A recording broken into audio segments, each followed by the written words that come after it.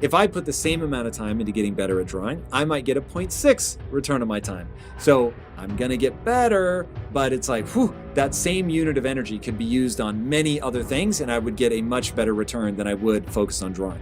And we talk about the school of greatness, we talk about, greatness is upon you. And I realized that my gift wasn't going to create itself. My gift wasn't going to nurture itself. College don't teach you how to be successful, nor does school. There's nothing wrong with it. If you want to be a doctor, lawyer, dentist, you got to go to school. But if you want to be successful, what you're supposed to do? You have to develop the principles of success. School teaches you how to memorize stuff. We're going to test you on it, and you recall what you've read. Waiting for your grand finale, how is your movie going to end? As long as there is breath in your body, there is a chance. Sometimes discouragement happens, so sometimes fatigue happens. One thing I know about life, when you get tired, you gotta wait for that second win. When that second win kicks in, you might be tired right now, but that second win is kicking, and I came here right now today to be your second win. And don't you ever settle. Why? Because I don't want you to have regrets. You got to rise above. How you feel is going to be up to you to take authority over your mind and your emotions. And a lot of times we get frustrated because things seem to be moving too slowly. Same with singing. There's no doubt I could get 100 times better at either of them. But at what cost? It would take so much time and energy. So be very thoughtful that you're layering on these empowering beliefs and then being honest about how you want to spend your time. Once you get that balance right and you realize you can do anything you want, but you can't do everything you want, and that things have to be put in priority order, then it becomes very clarifying that it's not even necessarily that you have a limiting belief, it's that you're being honest with yourself about what you do and don't want to pursue. So the key is to hold tight to that only belief that matters, that you can get good at anything. Now, once you have it, just ask yourself, how badly do I want that thing? My gift wasn't going to perfect itself. That was something I had to do. And so, man, before you know it, we did a video that went viral. I think it's got over 50 million hits now. And we turned our passion into profit. And you know what's so funny, and this is why I tell people, just do what you do. So many people are what I call they're game watching, they're scoreboard watching. Like every play, they're looking up to see where they are. And I mean, you can't scoreboard watch and play the game at the same time. You got to play the game. They're so worried about, all right, is this going to be my year? Is this going, like, they spend so much time concentrating on when the big one is going to happen that the big one never happens, because you can't chase two rabbits. If you chase two rabbits, you're not going to catch either one. Can you explain what initiatives I could take that will help me create the same discipline that you have so that I might have more confidence in what I can accomplish?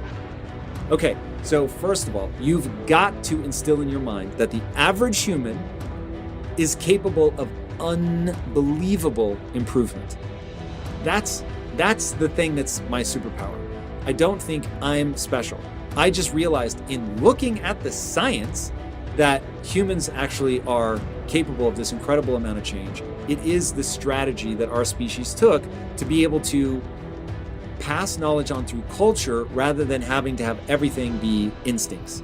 And in having that layer where we can drink in the culture and read books and learn from other people, and even now we're all learning from things that people thought thousands of years ago and wrote down, like, it's insane. It travels through to you, and all of that wisdom stored in culture, so that as your parents are teaching you things, they're actually encapsulating a ton of the wisdom that is endured, whether it's endured from religion or books or whatever. We start to question whether or not what we really want will ever happen for us. Well, it will happen if you refuse to allow fear and impatience to deprive you of what you deserve. It will happen if you don't allow moments of frustration to guide your decisions.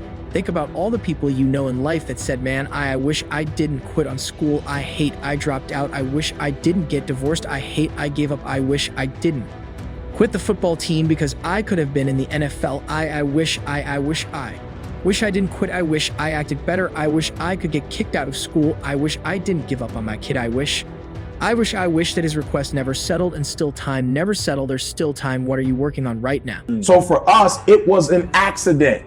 We didn't plan on doing it. I was in a room going off on a group of students because they had an opportunity of a lifetime and they weren't taking advantage of it. Some guy just happened to have a video camera, just happened to put the mic on me, just happened to use it for his thesis. And let me say this, he never ever used it for his thesis. He never used it. A friend of mine's like, yo, what you do with that video you did 2 years ago? He was like, well, I still have it. He's like, okay, give it to me. I'm gonna put it up on YouTube. And I ended up leaving my job at Michigan State. I felt it was time to go do, my own thing. And I promise you, 2 or 3 months after I left, it went viral. It was literally online for years and didn't have any real traction.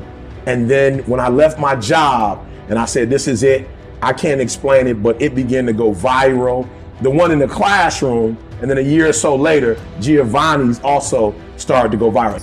I think what people get confused is, they're grinding with a goal.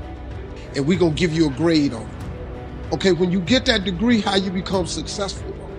They don't teach you success. You teach success by changing your mental process. The difference between successful people and non-successful people, it has nothing to do with anything except how you think. That's the only difference, man. Successful people have developed the thought process. You all have it.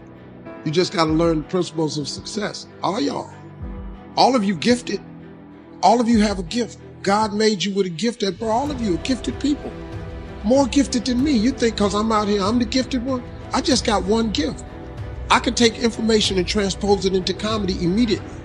In high school, I was Mr. Solution. You have a problem, I have a solution. Especially if you're a girl, I was especially motivated. I could really help you with your boyfriend. But I want to be more clear about something.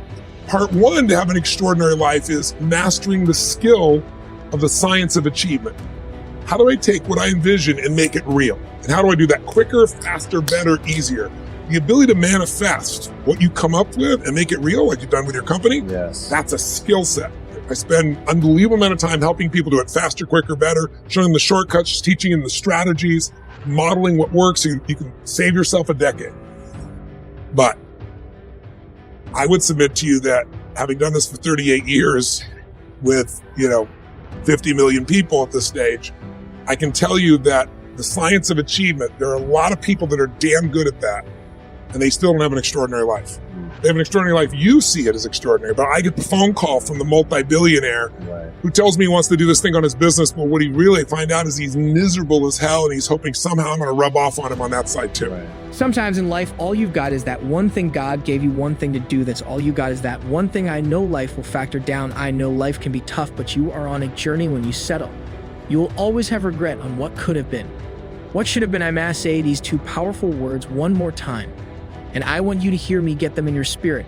Never said.